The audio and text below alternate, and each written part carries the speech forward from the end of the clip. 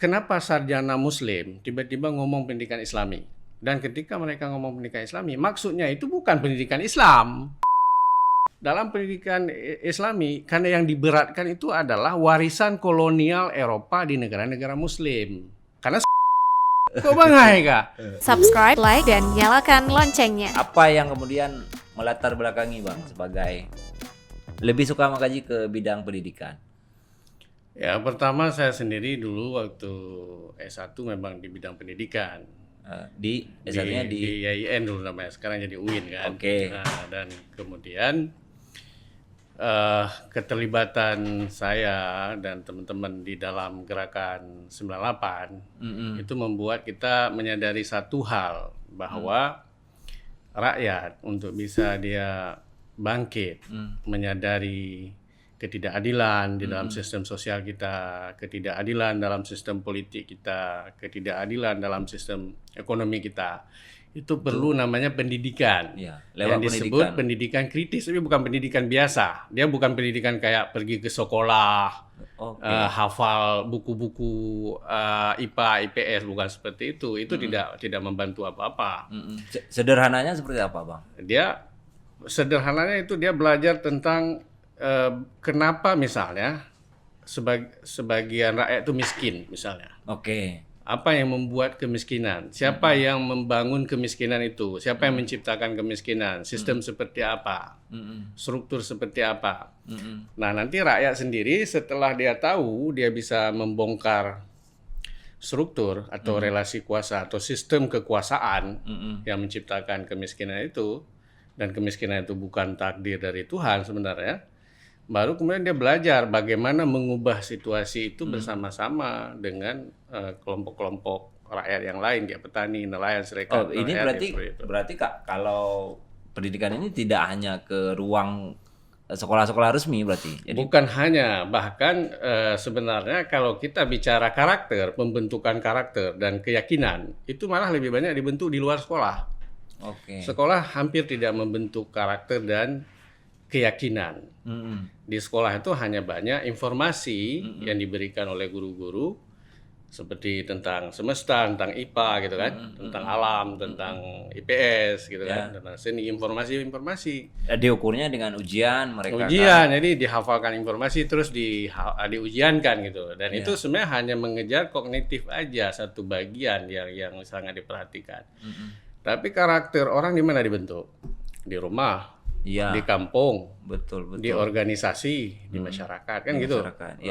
Di daerah malah lebih banyak terbentuk karakter dan keyakinan. Betul. Lebih kuat gitu. Enggak di sekolah. Gitu. Bahkan beberapa keyakinan yang salah yang ada di dalam kampung. Misalnya gini, anak-anak diajarin itu kalau ada pohon besar, najin sinan jadi. Hantu najin.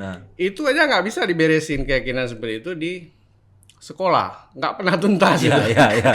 Sampai orang dewasa pun masih takut hantu. Karai-rai masih takut hantu.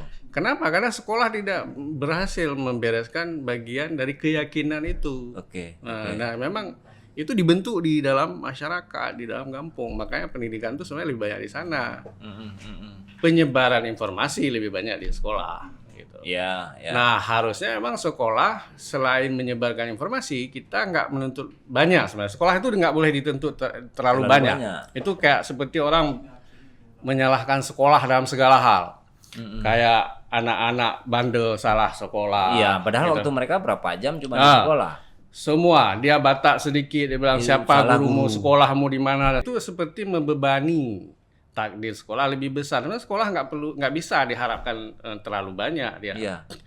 Nah, padahal yang paling bisa diharapkan dari sekolah itu, selain anak-anak belajar berteman, bersosialisasi gitu dengan teman-temannya, yang paling penting dari sekolah itu adalah belajar berpikir rasional. Yang enggak rasional, yang mitos-mitos, dongeng-dongeng, hantu-hantu belau tadi, yang cerita-cerita yang enggak masuk akal yang diajarkan dari kecil, itu mestinya dibereskan tuh di sekolah.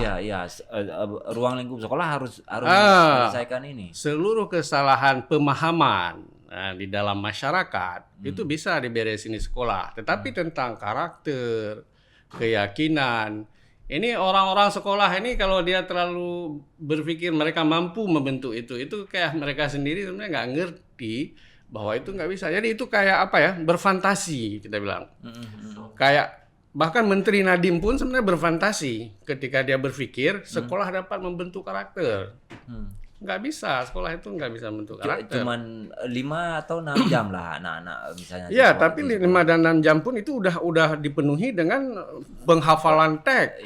Teks yang sangat banyak sekali, hampir nggak ada waktu istirahat itu. Jadi nyaris nggak ada waktu untuk membangun karakter, membangun keyakinan, hampir nggak ada waktu untuk itu sebenarnya. Ya, sebenarnya realistis aja lah kita mikirin tentang sekolah ini. Batasi apa yang bisa diharapkan dari sekolah, gitu ya. Makanya saya bilang tadi, sekolah itu selain mengajarkan bagaimana dia anak-anak ini bersosialisasi di sekolah, terpenting dari sekolah itu meluruskan seluruh pemahaman yang tidak benar yang didapatkan oleh semua kita. Kita dari kecil ini kan terlalu banyak doktrin. Waktu kecil mungkin ini takut sama maop. Dogmanya banyak kali ya, maop ya, betul. Iya kan? Takut sama maop, gentut, macam-macam kan ini sebagainya kan.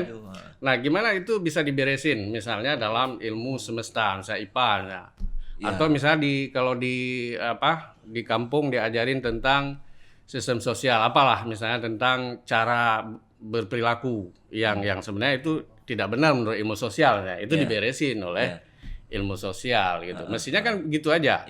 Nggak bisa lebih dari itu. Nah, makanya kenapa kemudian pendidikan kritis ini nggak bisa di sekolah, harus mestinya guru-guru bisa menguasai metode pengajaran pendidikan kritis, tapi di masyarakat juga harus lebih banyak, karena waktu kita lebih banyak hidup di luar sekolah kan gitu. Ya, tapi melihat kalau soal pendidikan memang kita kan tidak lari jauh dari konsep pendidikan Islami kan. Itu seperti apa, Bang? Nah, itu dia. Sebenarnya itu harusnya begitu, dia masuk ke dalam salah satu ukuran pendidikan Islami. Nah, di Aceh ini kan udah terlalu lama kita kampanye pendidikan Islami itu. Dari kalau kita lihat kanun 2002 itu udah pendidikan Aceh harus diselenggarakan secara Islami. Jadi udah 20 tahun yang lalu. Ini kan udah 2022, 23 malah ya. 24 ya. Lupa, Pak. Berarti udah lebih 20 tahun Aceh itu mengkampanyekan pendidikan Islami. Tapi cara ngukurnya nggak jelas. Cara ngukurnya itu kayak salah arah. Jadi akhirnya apa yang dipikirkan oleh pemerintah dalam pendidikan Islami?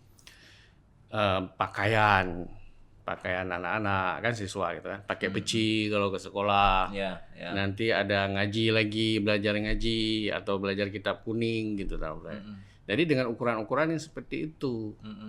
Padahal kalau kita belajar tentang konsep pendidikan Islami yang dibicarakan di tingkat dunia, itu kan lebih serius dalam beberapa konferensi. Kita kenal tuh ada konferensi Mekah, habis itu konferensi Islamabad di Pakistan konferensi di Bangladesh, ada konferensi di Jakarta. Itu konferensi itu didesain memang untuk membicarakan apa sih ukuran-ukuran yang bisa digunakan untuk pendidikan Islami. Gimana ngukurnya, bagaimana membangunnya, dan bagaimana mengukur hasilnya. Itu dibicarakan di sana, dan itu bukan tentang hal-hal yang seperti peci-pecian, seperti simbol-simbol seperti itu. Nah, apa yang diberatkan sebenarnya, kenapa ada ide pendidikan Islami itu? Karena apa sebenarnya? Karena para tapi ilmuwan. Ada satu lagi, Bang, orang kan ada pendidikan Islami, pendidikan bermutu kan istilah satu lagi. Nanti kita lihat juga apa sebenarnya ukuran untuk bermutu ini ya. Kita lihat dua-duanya lah hari ini ya. Jadi ketika orang Aceh ngomong pendidikan Islami, ukuran-ukuran yang digunakan ini kayak simpang siur, sampai sekarang ini belum terang lagi apa ukurannya. Nah, sementara pembicaraan tentang itu sudah banyak dari tahun 77 sebenarnya udah membicarakan itu gitu. Jadi kenapa sarjana Muslim tiba-tiba ngomong pendidikan Islami? Dan ketika mereka ngomong pendidikan Islami, maksudnya itu bukan pendidikan Islam. Itu dibedakan. Pendidikan Islam itu ya agama, misalnya pendidikan agama, fikih, hadis, itu pendidikan Islam, bukan pendidikan Islami. Kalau pendidikan Islami itu sistem keseluruhan pendidikannya itu yang di-Islamize, yang diubah, yang dibenahi. Membenahinya dari apa? Dari unsur-unsur pendidikan kolonial. Sebenarnya yang diberatkan oleh para sarjana muslim seperti Prof. Syed Naqib Alatas misalnya, atau Syed Ali Ashraf yang ngomong tentang pendidikan getol ya. Ada beberapa yang lain. Bukan Al-Faruqi. Kalau Al-Faruqi dia ngomong tentang islamisasi pengetahuan, bukan pendidikan. Dan orang-orang kita juga kadang-kadang gagal membedakan nih. Kita ngomong tentang islamisasi pengetahuan atau pendidikan. Ini dua hal yang berbeda sebenarnya, tapi terseret-seret gitu kan. Nah, dalam pendidikan Islami, karena yang diberatkan itu adalah warisan kolonial Eropa di negara-negara Muslim. Karena hampir semua sekolah ini kan kelanjutan dari sekolah yang dibuat oleh kolonial. Betul. Nah, orang ini pengen lihat apa sih unsur-unsur kolonial yang masih tersisa dari pendidikan di negara Muslim yang melanjutkan setelah mereka merdeka misalnya. Itu yang mau dilihat. Nah, yang unsur-unsur kolonial ini yang dikikis habis. Dan baru masukkan yang sistem asli pendidikan di negeri Muslim yang sudah ada sebelum kolonial ada, dimasukin menurut sistem kontemporer, dimodernkan gitu, bukan ikut sistem tradisional, unsurnya diambil. Nah itu ya. Hal pertama yang paling penting yang dimasukkan sebagai ukuran adalah memastikan lembaga-lembaga pendidikan kita tidak menzalimi siswa. Itu yang pertama-tama. Contohnya itu Bang. Menzalimi siswa ini misalnya seperti menganggap siswa itu ada yang pinter, ada yang bodoh. Itu kan yang paling banyak dalam sistem kolonial. Misalnya ada ranking 1, ada ranking 30 yang bodoh. Betul. Padahal di negara-negara maju seperti di Nordik misalnya. Itu udah lama dilarang karena tidak ada yang disebut siswa bodoh. Semua siswa jenius, pinter. Itu yang kemudian muncul teorinya di Harvard oleh Garner itu yang disebut multiple intelligence, bahwa kecerdasan itu majemuk, jenisnya itu banyak, dan semua anak ini jenius. Allah memberikan kecerdasan pada semua anak. Nah, tiba-tiba dalam sistem pendidikan kolonial lama yang dilanjutkan oleh kita, kok ada anak ini pinter, anak itu bodoh, ini dipuji-puji, yang itu di-downkan mentalnya. Kecerdasan itu diukur dengan angka-angka. Dan itu kemudian diubah dalam angka-angka. Padahal cara mengukurnya hanya dengan 1 atau 2 jenis kecerdasan. Kecerdasan yang diukur tuh logik, matematik, misalnya kecerdasan bahasa yang diukur di sekolah. Tapi kalau kecerdasan spasial misalnya, kecerdasan melihat ini, atau kinestetik, kecerdasan gerak seperti Ronaldinho seperti itu kan jenis kecerdasan yang Ronaldo mungkin Bang dia nggak bisa matematik mungkin dia. Nggak naik kelas dia kalau masuk dalam sistem sekolah. Itu namanya menzalimi siswa. Jadi siswa ini yang cerdas dikasih oleh Allah semua, tiba-tiba kok disebut ini bodoh, ini. Padahal bukan dia bodoh. Guru-guru kita gagal mengenali jenis kejeniusan mereka. Nah, ini salah satu bentuk kezaliman sekolah terhadap siswa. Harusnya ini dikikis. Begitu kita bilang Islami, nggak boleh ada kezaliman. Kan itu ukurannya yang pertama-tama. Kemudian kebijakan-kebijakan diskriminatif di sekolah, tertulis atau enggak, anak-anak pejabat tuh diurus dengan cara yang berbeda dengan anak-anak dan mereka rakyat. sekolah di sekolah-sekolah yang elit kan. Nah itu dia diskriminasi dalam sekolah, ini kezaliman terhadap siswa, ini nggak bisa diterima dalam sistem pendidikan Islami. Gitu-gitu sebenarnya yang lebih substansi seperti itu. Apalagi kezaliman lain misalnya bully. Bagaimana anak-anak itu, siswa yang di rumahnya mungkin dia udah down, sering dimarahin oleh orang tuanya. Oke lah orang tuanya nggak belajar parenting, nggak belajar pendidikan. Tapi ini ketika dia berhadapan dengan guru-guru di sekolah, guru-guru juga ikut membentak dia. Belum tentu juga siswa ini kadang Bang masih punya orang tua lengkap dua-dua kan. Belum tentu juga. Belum lagi dan sekolah nggak mau tahu. Sekolah nggak mau tahu. Itu kezaliman. Sekolah tidak mengenal karakter siswa. Benar. Lingkungan sosial di mana dia tumbuh, lahir dan tumbuh, itu wajib dikenali oleh guru-guru sebenarnya. Kalau enggak pasti kita menzalimi siswa itu. Jadi kezaliman itu terlalu banyak sebenarnya di dalam sistem pendidikan kita. Nah, harusnya memang ada pengukuran. Kalau saya mengusulkan namanya indeks kezaliman sekolah. Itu harus diukur itu. Indeks kezaliman sekolah. Nanti setiap tahun harus kita umumkan sekolah mana yang indeks kezalimannya paling rendah di Aceh gitu. Indeks sekolah mana yang masih banyak bully-bulinya, masih banyak diskriminasinya, masih banyak mendiskriminasi seperti tadi ya. Ini anak-anak bodoh, ini anak-anak mantan lo yang berdimana, anak yang pejabat, segala macam. Ya, kadang-kadang dia marahin anak-anak ini yang orang tuanya memang Ya. Sabo-saho. Apakah Tapi orang nggak mau piatu? tahu kan? Ini kezaliman sekolah. Nggak mau tahu tentang situasi siswa itu salah satu bentuk kezaliman. Ini harus beresin dulu. Ini ukuran pertama kalau kita ngomong pendidikan Islami. Ini kita sebut dengan ukuran humanis. Jadi salah satu ukuran itu harus humanis. Sekolah itu harus humanis. Artinya apa? Nggak boleh ada bentuk-bentuk kezaliman terhadap siswa. Pastikan itu. Nah itu baru masuk. Itu Islami.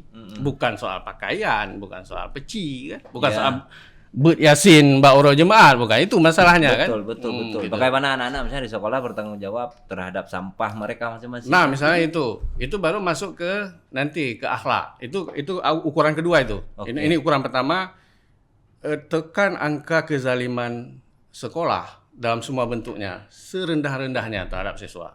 Itu ukuran pertama. Ukuran kedua adalah itu tadi, semua pelajaran harus sampai pada akhlak. Nggak boleh jadi hafalan informasi. Ya, etika. Harus sampai ke sana. Misalnya gini, kalau siswa kita belajar tentang bakteri misalnya dalam biologi, jangan hanya hafal bakteri itu apa, jenis-jenis bakteri dan sebagainya. Pergi bawa dia ke lapangan, ke kenyataan, ke realitas. Lalu nggak boleh berhenti sampai sana. Setelah dia lihat langsung bakteri itu bagaimana dia bekerja, dunianya dan bagaimana, sampai ke misalnya bakteri dalam tanah misalnya, bagaimana cara memperlakukan tanah, itu akhlak tadi. Lalu sampai pada sikap dan tindakan, itu yang Islami. Jadi harus sampai ke akhlak. Akhlak itu kan bukan hanya akhlak personal, akhlak sosial juga. Hubungan kita dengan alam. IPS harus sampai pada akhlak sosial. IPA harus sampai pada akhlak siswa pada lingkungan, pada alam. Harus sampai pada akhlak. Kalau sekolah kita kan nggak sampai ke akhlak biasanya, mainnya hanya sampai ke penghafalan, memorize. Nah, itu kalau kita tanya tentang fisika, semua rumus tentang air, dia bisa hafal mengukur volume. Tapi bagaimana akhlak kita terhadap air? Misalnya. Kita kadang-kadang mandi air terbuang segala macam. Nah, itu dia. Itu Islami itu yang kedua, dia harus sampai ke sana. Belum lagi Bang, ini soal air ya. Ini boleh marah juga. Kadang-kadang kita yang air apa namanya itu? Air mineral yang bentuk gelas itu Bang. Kadang-kadang orang sekali tuh minum taruh di situ. Itu di luar ruang seminar tuh di Kenduri, aduh. Nah, itu alumni sarjana semua tuh kan. Betul. Bahkan master. Jadi betul. Itu dia. Jadi kita menghafal terlalu banyak informasi untuk lulus ujian dengan nilai terbaik. Tetapi nggak ada tidak punya akhlak. Sampai ke tindakan, tidak ada pelembagaan kebiasaan sampai ke akhlak. Nah, itu nggak Islami pendidikan seperti itu. Nah, itu ukuran kedua. Saya buat ukuran besar-besar aja ya. Ukuran ketiga, pendidikan itu baru disebut Islami kalau dia terkoneksi dengan sistem sosial siswa. Nggak boleh terputus dia. Misalnya gini, kalau siswa kita ini kan belajarnya tentang hal-hal yang jauh dari dunia asing. Kita belajar tentang Amerika, kita belajar tentang Jepang, kita belajar tentang dunia lain. Tetapi anak-anak atau siswa kita itu nggak belajar tentang kampung sendiri bahkan. Kalau kita tanya ke Jurunblang itu dia nggak tahu. Betul. Ke Jurunblang kita tanya ilmu mukim, kita tanya nggak tahu. Mereka kita tanya tentang adat, mereka nggak ngerti. Kenduri ini nggak paham satupun. Itu kayak diputuskan, diskoneksi istilah saya itu diskoneksi. Diskoneksikan antara pelajaran di sekolah dengan kehidupan real. Kenyataan hari-hari siswa sengaja dipotong di situ supaya waktu aku sekolah juga tidak belajar Bang soal rumah Aceh kenapa nah itu segini. Dia jadi IPS kita belajar apa pertanyaannya ya kan belajar teori Karmak, belajar teori Durkheim, belajar teori Max Weber. Dulu malah kalau belajar kan IPS contoh-contoh soalnya ini mohon maaf kan jadi banyak contoh-contohnya di Pulau Jawa di sana. Iya malah kalau belajar ada Jawa misalnya kan tetap asing kan. Nggak ada kemampuan kita. Oke nggak apa-apa kita pakai teori-teori sosial yang ada, tetapi gimana menerapkannya pada lingkungan yang paling dekat kan gitu. Kenapa? Ini kan nampaknya kayak sepele. Enggak sepele. Ketika siswa itu dijauhkan dari dunia sosialnya sendiri, dia tercerabut dari akar kebudayaannya. Orang-orang yang tercerabut dari akar kebudayaan itu kehilangan identitas. Nah, orang seperti ini kenapa perlu tercerabut dari akar kebudayaan? Kalau kolonial perlu supaya orang nggak tahu dirinya, nggak tahu identitas kebudayaannya. Karena orang kalau sekolah disiapkan jadi tenaga kerja toh. Kamu ini adalah buruh pekerja yang disiapkan untuk mesin-mesin cari uang untuk kolonial. Siap menerima perintah selalu. Siap menerima perintah. Kamu nggak mengenali kebudayaanmu sendiri, kamu nggak mengenali akar dari nilai-nilaimu sendiri. Itu memang harus dipotong. Tapi apa dasarnya pendidikan kita harus tetap melanjutkan diskoneksi itu gitu? Harus. Siswa itu harus didekatkan pada kenyataan.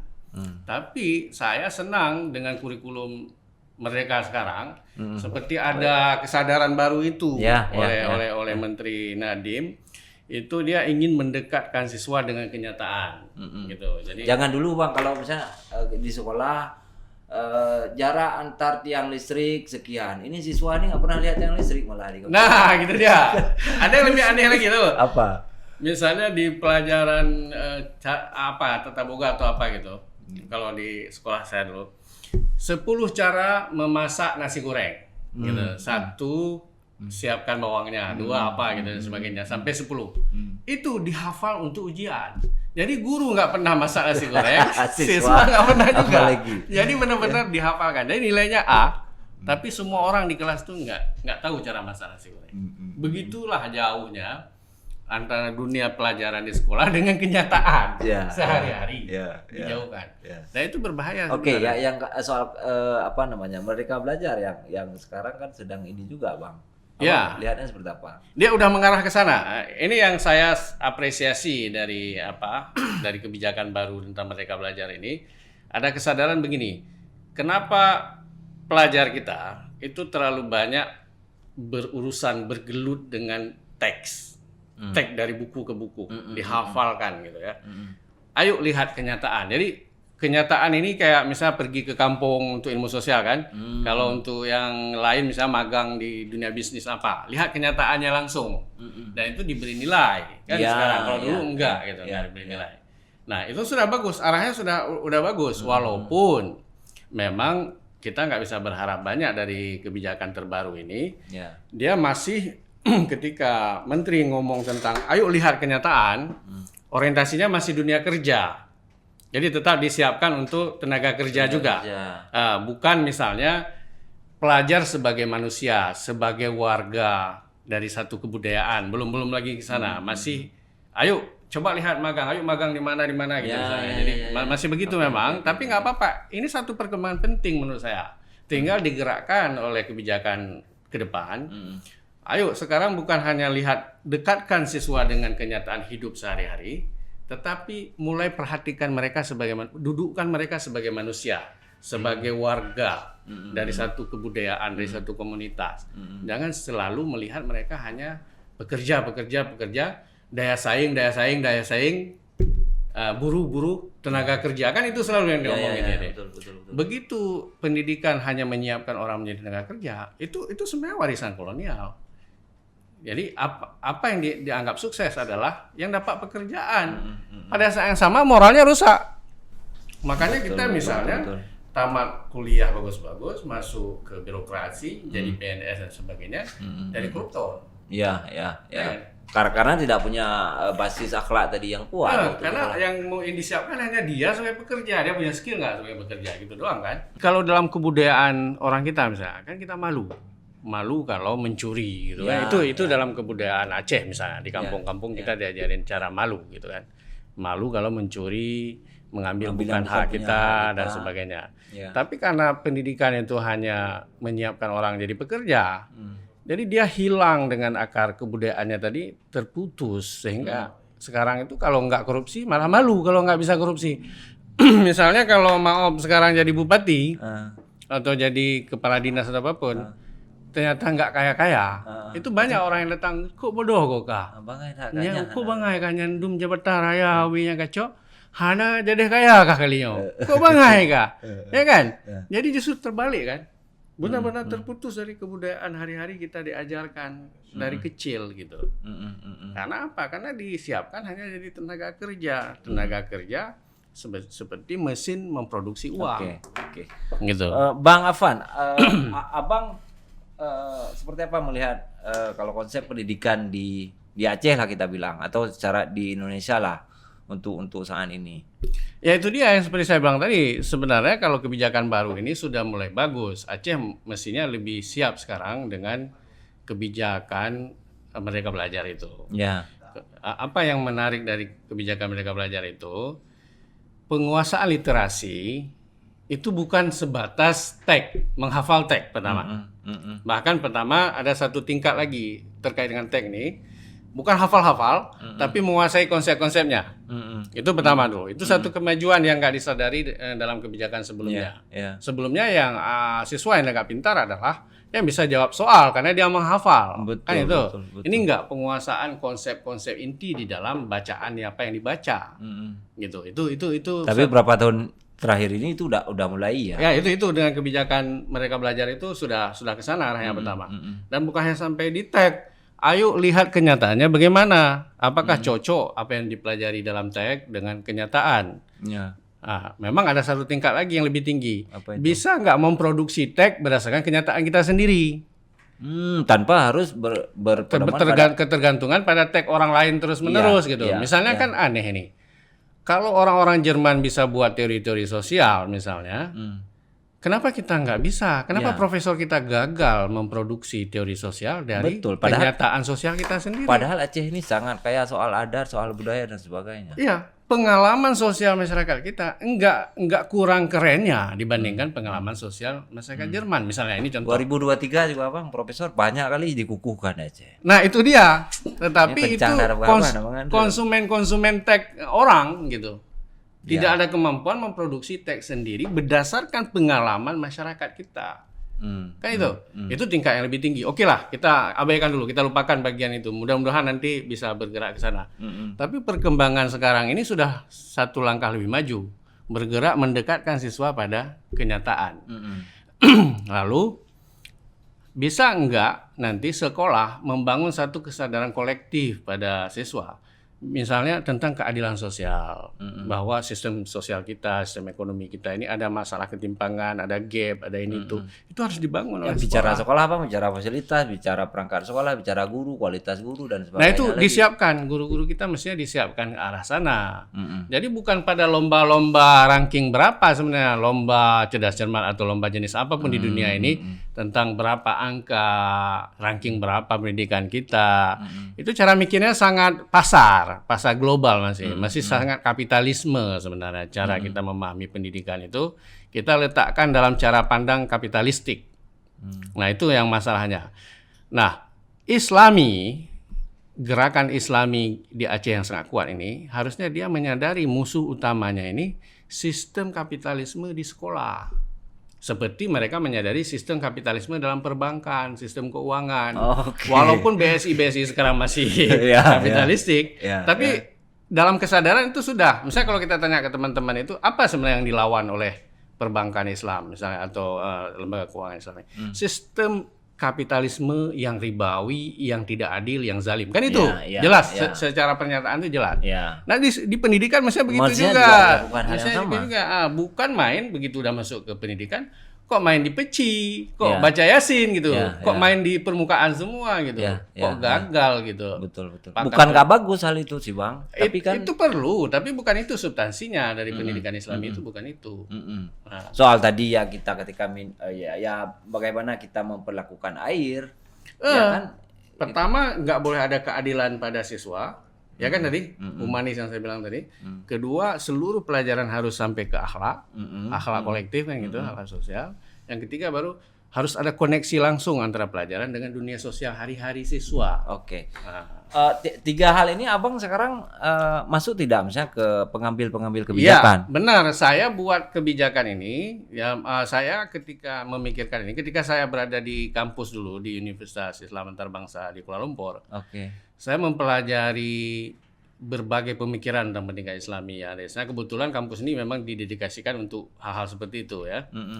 Nah, setelah saya dapat ukuran-ukuran yang lebih substansial seperti ini, kemudian saya berkesempatan waktu itu mengembangkan kebijakannya langsung, kebijakan publiknya di Aceh Barat Daya waktu itu. Pak Bupatinya minta dibantuin untuk membuat kebijakan-kebijakan. Gimana sih itu pendidikan Islami, ngukurnya gimana? Guru-gurunya gimana yang harus disiapkan gitu ya. Saya buat waktu itu bersama teman-teman ada peraturan bupati, Perbub, SPM Pendidikan Islami. Nah, itu pedoman bagi dinas membuat kebijakan, merencanakan anggaran yang pakai ukuran-ukuran tadi, ukuran pendidikan Islami yang substansial. Punya tantangan nggak kalau di lapangan? Awalnya karena guru kita salah paham tentang pendidikan Islami, awalnya mereka ya berdiskusi lah, berdebat lah sedikit. Tetapi itu hanya di awal-awal aja. Setelah kita jelasin dengan cara yang sangat baik, dengan pembuktian yang sangat baik, mereka ikut kok, terima semua. Bahwa ukuran substansi itu harus dikejar. Betul. Selain yang main di permukaan-permukaan. Jadi soal pendidikan Islami juga orang mungkin berpikirnya gini Bang, hampir sama mungkin dengan wisata halal. Ketika Aceh menerapkan wisata halal, hai apa wisata halal di Aceh? Kan kita semuanya halal. Ya. Padahal kan lebih ke perlakuan. Ya. Ketika kita beli kuliner martabak, tapi telurnya nggak dicuci misalnya. Nah itu dia. Itu kan higienis misalnya. Ya tidak higienis perlakuannya. Orang menganggap salah pemahaman itu kan. Itulah ukuran-ukuran kita kan gagalnya di ukuran-ukuran yang substansi. Kita sukanya ngukur-ngukur yang di permukaan, yang di kulit-kulit aja mainnya. Karena permainan di kulit-kulit ini permainan sentimen. Orang suka dengan sentimen-sentimen begitu kan. Jadi itu. Nah, yang di Abdiya tadi Bang. Di Abdiya itu kita buat perbubnya. Ada dua pedoman waktu itu kita susun. Pedoman praktis yang bisa dipedomani langsung. Pertama, SPM Pendidikan Islami, itu pedoman untuk dinas. Supaya dia juga tidak menzalimi sekolah, kan gitu. Baru pedoman penyelenggaraan pendidikan Islami atau pelaksanaan pendidikan Islami yang jadi pedomannya sekolah. Jadi ada dua pedoman dinas dan pedoman sekolah. Ketika kita ngomong pedoman sekolah, ini pedoman untuk kepala sekolah yang manajemennya dan pedoman untuk guru-guru. Itu kita buat detail pedomannya waktu itu. Dan itu kita latih guru-guru, kita siapkan untuk bergerak ke arah sana. Dan itu ternyata masih banyak yang beririsan dengan semangat kebijakan mereka belajar. Yang pendidikan Islami mereka belajar ini bukan dua hal yang saling. Berarti Abang udah mulai Bang ya?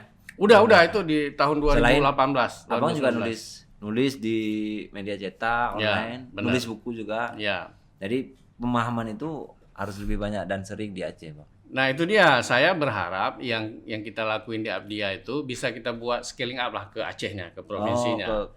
Jadi provinsi juga jangan hanya itu kan kemarin kita uji coba ya di Aceh Barat Daya. Dan saya berharap bisa kita buat di tingkat Acehnya begitu, bahwa pendidikan Islami ini harus dikejar sampai ke substansi gitu ya, ke hal-hal yang lebih penting gitu di luar hal-hal yang permukaan tadi. Ya, selain ngomong pendidikan bermutu, yang bermutu memang udah banyak yang bicarakan. Tapi apa yang unik dari Aceh kan karena Islaminya ini. Kita juga Aceh melaksanakan syariat Islam kan? Ya, dia sebangun dengan semangat pelaksanaan syariat Islam yang kafah. Gitu. Ini Bang, salah satu ya. Islamizing education. Menarik. Ini soal apa Bang? Bahasa Inggris semua? Ya. Nah, itu soal apa? Sebenarnya itu buku yang dipaksakan oleh Kalau oleh Direktur Bandar Publishing waktu itu. Itu tesis saya di Universitas Islam Antarbangsa. Oh, Malaysia. Jadi itu tentang pendidikan Islami tadi. Apa yang dipikirkan para sarjana Muslim dunia, yang kelas dunia tadi tentang pendidikan Islami. Terus di situ diringkas semua rumusannya, ukuran-ukuran yang tadi, yang lebih substansial tadi.